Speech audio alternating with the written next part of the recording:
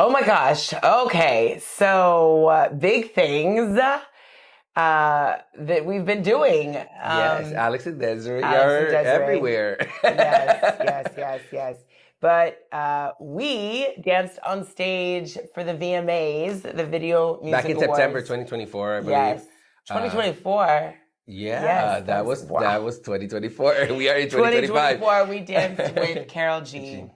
And it was amazing. Shout out to Danielle Polanco Daniel for Polanco. calling us. Which, insert real quick, Daniel Polanco, by the way, you are that girl. I remember seeing Daniel in the Omarion Touch video. Yes. And all I kept thinking was like, damn, like I love to see when a girl can just throw down just as hard as the guy. And for me, Omarion is like top.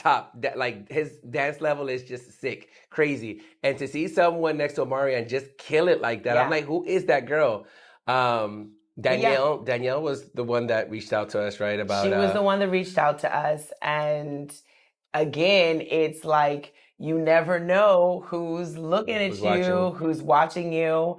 I was cool with Danielle and definitely you don't know what they would call you for. What the expectation is. Right. So you're like, oh, you want us to dance on stage with Karol G, but at the time, I'm over here pregnant, about to stop touring because I think it was like almost close to You were what, maybe 6 months or something? 6 Yeah. months, almost 7 months. And when you're 7 months pregnant, you don't think you're going to be on the MTV Video Music Awards. But that is just God right there. And pause on that too, because especially for like my Gen Z or Gen X or these people, y'all don't really know the importance and significance of the MTV Video Music Awards. I mean, these are the most iconic performances. Yes. You have Madonna on stage, you have Michael Jackson, Britney Spears with the snake.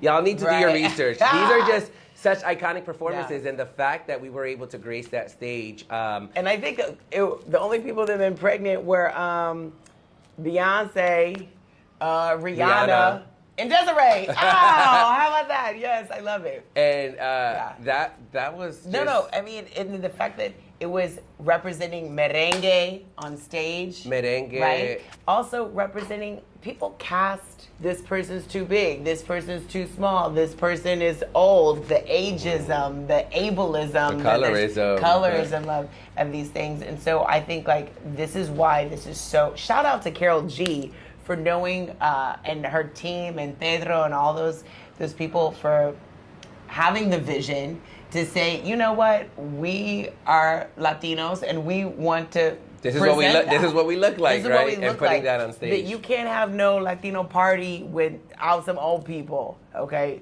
The tia and the tío in the corner over there. You can't have without a bigger person, without a pregnant person. You know, shout out to Juanita, pregnant girl on the corner. But but to be able to see that representation, and again, being Dominican, again, another proud moment to have the music from my country being represented on stage like the VMAs, and to have people who don't even speak Spanish clapping and moving their hips and stomping, because that really is the feeling of merengue, the joy, the liveliness. The joy. And shout out also to the Colombian community, because they've, and not just Colombia, in South America, all of Latino America really embracing merengue as theirs and interpreting it in a way that now can reach masses. And I think that's really awesome. It's also, I wanted to say that I think it's really, well, having choreographed part of it, right? Right. And been in the room to share what we know and our knowledge of merengue with Danielle. I think it was also cool, and for everybody out here that is a touring dancer or aspiring Afro-Latin dancer, for you to know that it's important for you to be authentic in your joy and in your expression, right? All these like faces that don't mean anything if you don't feel the performance, right? So to be able to go from doing a performance in the Afro-Latin scene to transition into a more commercial space. work, right? For television or film, right? to make that jump, if you are still authentic in your dance and who you are, in your artistry, right, that jump is easy. It's not a jump, right?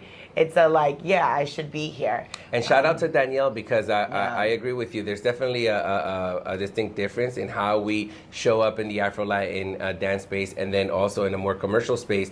But Danielle bridging that kind of like that link where it's, yes, we're doing something commercial, but one of the things that I think when she brought us in was also, I really want you to help the other dancers feel the essence of merengue. Yes. Because the way, I remember her telling us when I heard this song, merengue, y'all are the first people I thought about, because y'all have that vibe, that essence, that joy, the way that you transmit, and I think that she couldn't even hire 20 like dancers from LA, come in, do some commercial, just go through the steps. But that's not what it was. It's not go through the steps. It's like dance to the music, right? Be in it with the music. Now, hold on. Fangirl moment, right? Yes, now, let me tell y'all what it was like to be at the VMA. So first of all, this venue is ginormous, right? I remember walking to our holding area, and you see, I mean, imagine what it takes to do a production like just this 2-3 minute performance. I mean, you have all of these dancers, you have like the choreographer, the assistant choreographers, like the director. There's so many. It's a production. It's a production. Now it's imagine MTV. multiplying that by every performance you see at the VMAs. So I remember going through the halls and like running into Fat Joe, and I got my selfie with Fat Joe, and seeing all of these, the crew that it takes to run the entire thing. Now, what was really cool, kind of like, again, fangirl moment, when we were doing the tech rehearsal, which, by the way, I was like, maybe Karol won't be there, but she was, which was also really cool. And she comes in with her beautiful smile, and she's so authentic and so sweet, and she says hi to everybody. Oh, tell your story, because I got a tech rehearsal story. Yeah, but basically, when we're kind of like marking our spaces, our locations, all right, y'all know when they present the awards, right? And there's like a little area where they announce, okay, and the winner is. And so when you're at that part of the stage, the artists aren't there, but you see the cutouts of the celebrities that will be sitting, like where they will be sitting, and all of a sudden it's I'm not like, really a cutout. It's just a piece of paper that has their name. It has their name, but it's like a little cardboard thingy, and you're like, oh my God. Lil Nas X, Cyndi Lauper, right? You have the whole Jersey Shore cast. Yeah. There was so many. LL Cool J. I was so stoked at that. I mean, they were in there, but just the fact that I'm like, we're gonna be dancing, and these people are gonna see. I mean, that was just. Well, in tech rehearsal, so I was pregnant, right? And I mean, fortunately, thank God that I was healthy in my pregnancy, that I was even able to continue to dance the way that I did. But again, I was like, listen, I'm just happy to put my pinky toe on the stage. I don't need, but she put us right in the front. We were forward and center. And there was a part where I was supposed to start on the bar doing like a little booty shake thing with the other girls. And then you turn around and your stomach is like, yeah, I'm by the bar, but I'm pregnant. Danielle gave me my belly a home moment. I was like gonna be like, hey. And then I was gonna pull Karol out to dance to the center, right?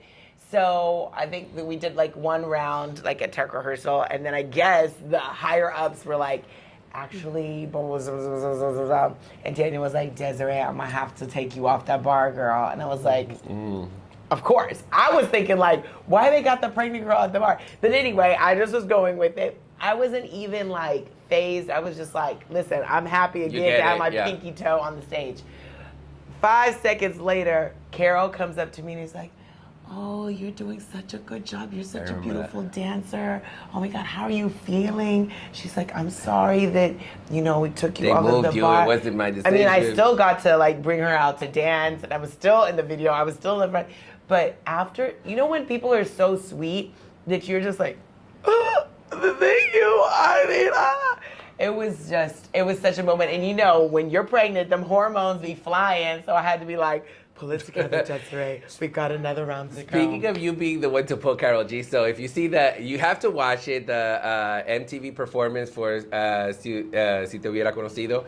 because Desiree gets selected to be the one to pull Karol to the side and bring her to the circle to dance, which, flashback to the Bad Bunny video, which, by the way, you need to see. For more details on that, check out our other video on the Nueva York Bad Bunny video. But again, they're like, all right, we're gonna have this shot where Benito comes to the middle, but he's kind of shy, so like we need somebody to pull him over.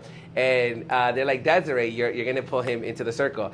Now listen, y'all. Bring people out to dance. That's what I do. Desiree, first of all, she is that person anyway to do that at an event. But y'all need to see the way that she literally grabbed Benito. It was like, come on, let's go. I'm like, you're smacking Bad Bunny. Like, you gotta chill, dude. That was the direction. She's crazy, yeah. basically. But two different artists, two different approaches. But this Karol was so sweet, and that was just like really legendary for us. I think also, again, I can't like emphasize this enough. Like, you have to dream big for young artists out there.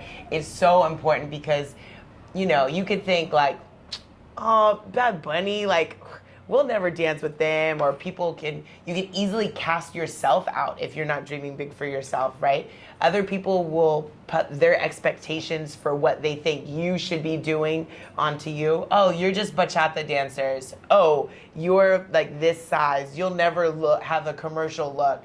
They told us that when we first started dancing. Oh, you'll never, you'll have a hard time with your success. Oh, really? Oh, okay. But again, what is meant for you will always be for you. And I just think that it's important for dancers to dream big. And also, thank you to those people who told us that we couldn't, or we were too different. Or because honestly, I feel like without that type of energy, we wouldn't have been able to push forward and push through and go that much harder. Because I think the message, especially to young dancers who are coming up nowadays, you cannot limit yourself. You cannot put these, this glass ceiling. It is for you. It is your time. And why not you? So. And there's more out there, right? Don't think that that one Congress that's at the airport hotel is the end and be all of the pinnacle of your dance career. Right. So. Right. But anyway, yes, such we a did that blessing. VMAs with Karol G. La bichota, we love you, Karol. Mwah, mwah, mwah, mwah.